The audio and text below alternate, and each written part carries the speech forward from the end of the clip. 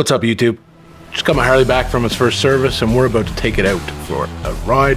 Thought I'd take you guys along. It's something I wanted to talk about today, so get this thing out of the garage and get out on the road.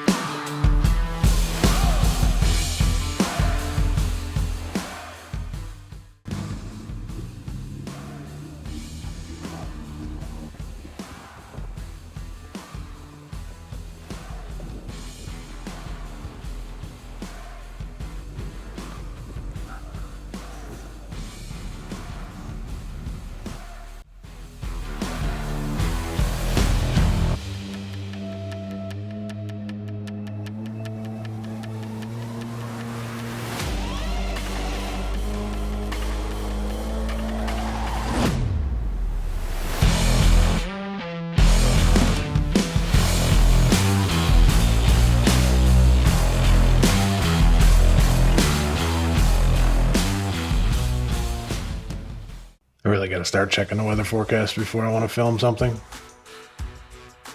What's up, everybody, and welcome back to the channel. We just got back from a ride. We're back in the shop again, and I had planned on filming this video outside, but once again, Mother Nature has foiled said plans, and there's definitely some thunderstorms rolling in, but nevertheless, I said I had a topic I wanted to talk about today, so let's do that inside, shall we? While I was riding around, I've been thinking about how this year has been a little different for me for the first time since I started riding, really.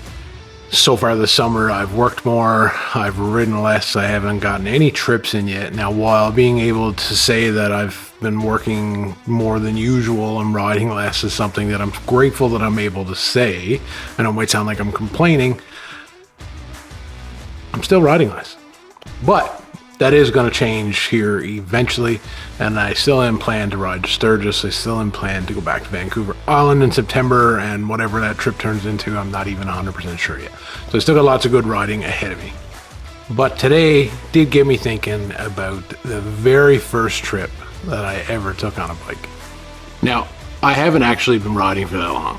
First bike I bought was back in 2019, and it was a CRF 450L. Decked it out with the usual mods that were kind of in at the time for that bike. I equipped it with a rackless luggage system, and I was set. Did the first trip that I ever took that involved bike that year with that CRF 450L. I quickly sold that after that season. Bought my 2020 Africa Twin, which I have since also sold, and now have my 2022 1250 GS Rally and my 2025 Harley Davidson Road Glide. Now, while I haven't been riding for all that long, in the past 5 years, I've been very fortunate to have done and been a part of some incredible trips. I've been as far north as the Arctic Circle on the Dempster. I've been as far south as the Mexican border wall on the Continental Divide ride. And I've covered approximately 75,000 kilometers-ish across all four of those motorcycles in the past 5 years. So I've covered some ground. And while I've learned many things in that span and over those miles and over those trips, I will never forget the lessons that I learned on the very first trip that I took. So that's what we're going to cover today. I'm going to go over the 4 or 5 lessons that I learned on that first trip. Hopefully it helps you if you're a new rider, if you're about to take your first trip, or if you're hesitant to take your first trip. Let me tell you what went right or wrong for me, and stick around to the end because I think the last lesson is definitely the most valuable. Now, I've learned many things on every trip that I've been on. I've got regrets from trips that I've been on, things I'd do differently if I ever had to do the trip over again. All things that I could cover in another video, but the list is honestly way too long because I learned something different on just about every trip that I go on. The very first trip I actually did was actually with my truck and my bike in the back. I had loaded up everything I could possibly think of from every YouTube video I'd ever watched and tossed it all in the truck, and I was headed to Nordegg, Alberta. Nordegg is a small town located in western Alberta, right at the base of the Rocky Mountains in an absolutely beautiful location. It also basically sits on what is known as the Forestry Trunk Road. Now, the Forestry Trunk Road is a road that runs north to south on the west side of the province of Alberta. It is a gravel road, runs all the way from Grand Prairie to Coleman in the Crow's Nest Pass. It's very scenic. It's not difficult riding, but there's a ton of scenery and a ton of wild camping and stuff you can do along the way, so it's a very popular spot in the summertime. There's also free-range cattle that in the right situation can and do sound like a bear. If you're watching this and you know that joke, if you know, you know. If not, that's a campfire story someday. Anyway, back to my trip. I had a campsite booked in Nordegg. I was going to set up camp for a couple of nights and just do day trips for a couple of days. So I started to do just that. Headed south, got to Nordegg, started setting up camp for the very first time, might I add. So that'll be lesson number 1.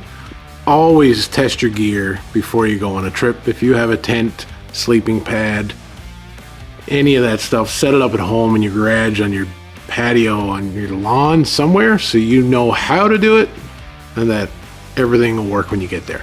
Luckily for me, the tent wasn't too difficult. Nothing was missing, so I had no issues. We got the camp set up successfully.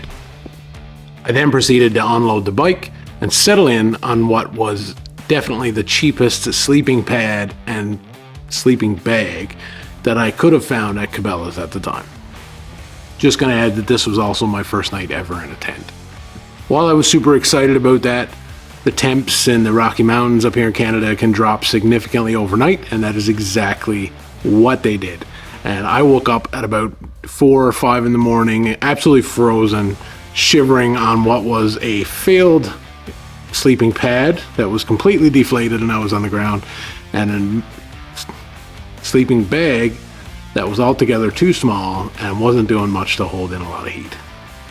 I actually ended up getting out of the tent, getting into my truck, firing it up, getting warm, and sleeping for a few hours before I finally got up. So lesson number 2, when it comes to camping gear, you don't have to buy the most expensive stuff out there, but if you buy the cheapest, keep your expectations very low. My suggestion would be that you buy something middle of the range budget wise, because you don't want to invest too much until you know it's something that you're going to be doing a lot of. But also, if you're absolutely miserable the first time or two that you do it, the odds that you're going to continue doing it are pretty slim. So set your expectations right, buy some mid-range gear, maybe buy some used gear because you might get some better pricing on it, but just know that there's good gear out there. It's expensive, but you can be comfortable. The next morning I waited until late, too late, because I wanted it to warm up a little bit because everything was covered in frost, so I literally killed a couple hours waiting for the temperature to increase before I took off. But once I did, I headed north.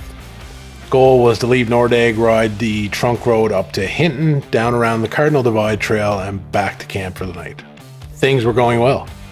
Overall, they went well, actually, despite the fact that I was loaded down with enough gear, tools, and gas that I probably packed as if I was running away from a zombie apocalypse instead of a day loop. Back to camp for the night.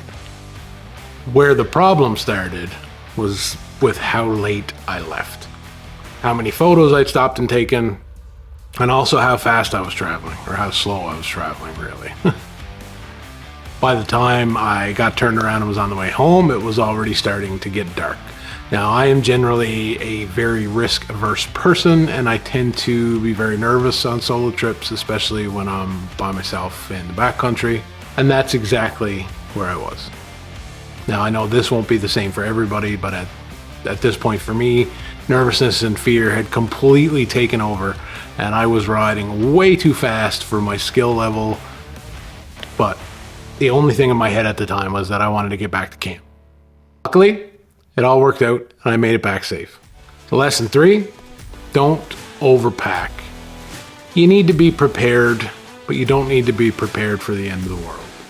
You need to really think about like showstoppers, like what's going to be like a trip ender. So something like, say, a tire, a chain issue, or maybe a leak. So you carry your tools for your tires, carry the ability to repair a chain if your bike has a chain drive. Also carry the necessary tools to tighten loose nuts and bolts, and you can always carry a bit of JB Weld to help repair a leak. Back on the road, when I finally got back to my tent that evening, I was actually exhausted. Reinflated which was still a deflated sleeping pad, crawled in under an extra blanket and the original sleeping bag that I had brought with me, and fell asleep actually fairly quickly because I was just so tired. Unfortunately, I woke up almost just as quickly. Again, it was probably about 11 o'clock. I was once again shivering. My sleeping pad had once again failed. I was on the ground and the extra blanket just wasn't cutting it. I got out of my tent. I literally threw everything just into the back seat of my pickup, loaded the bike, fired it up, and I headed for the nearest Holiday Inn that I could find. So I guess for lesson 4, it's kind of a recommendation. Before you do any trips away from home, try doing one close. Test your gear, figure out what works and what doesn't when you're not far enough away from home that you can't just literally ride or drive home.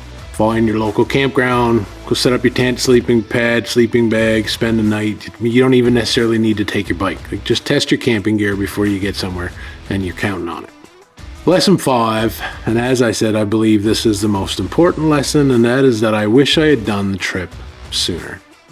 Don't wait. Buy the bike, buy some camping gear, go take the trip. I didn't buy the bike or do any of this until I was in like my mid-30s, and I honestly wish I had started riding in my teens because in my opinion, riding a motorcycle is the best feeling in the world. As always, I hope you've enjoyed this video. I hope some of the things that I learned from my first trip help you on your first one, or maybe it's not your first one and some of the tips help you, but either way, don't be afraid to just take the trip regardless of the gear you have or the bike you have. Just go do it. I know these few things have definitely helped me as I've grown and learned as a traveler on a motorcycle, and again, I hope they've helped you. Thanks for watching as always, and we will see you guys on the road.